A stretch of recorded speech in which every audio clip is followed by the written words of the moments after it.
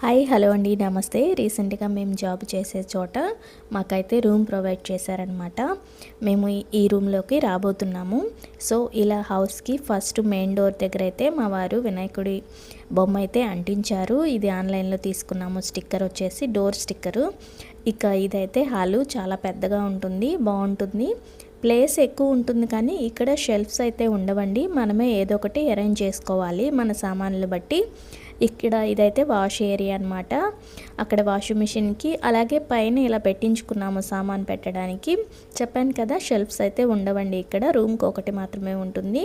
Next ఇది వచ్చేసి బెడ్రూమ్లో ఇలా పెద్ద విండో అయితే ఇస్తారు. వెనక చాలా బాగుంటుంది వాతావరణం అంతా కూడా. పచ్చని చెట్లు, వెనక పిల్లలు ఆడుకుంటూ ఉంటారు, గ్రౌండ్ ఉందన్నమాట.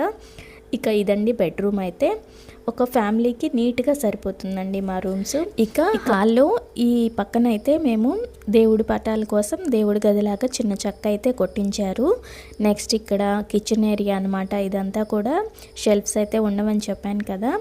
ఇంకా మనం అడ్జస్ట్ చేసుకుంటూ సామాన్ అనేవి సర్దుకుంటూ ఉండాలన్నమాట. వెనకైతే బాల్కనీ ఏరియా అనమాట.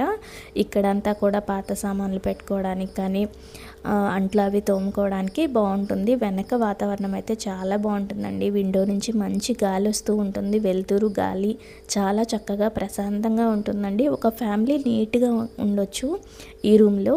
ఇది మామూలుగా ఎంటీ వీడియో అయితే తీసానమాట రూమ్ గురించి. సర్దుకున్న తర్వాత మరో మంచి వీడియో అయితే ఎక్స్ప్లెయిన్ చేస్తూ వీడియో షేర్ చేస్తాను. Thank you so much for watching.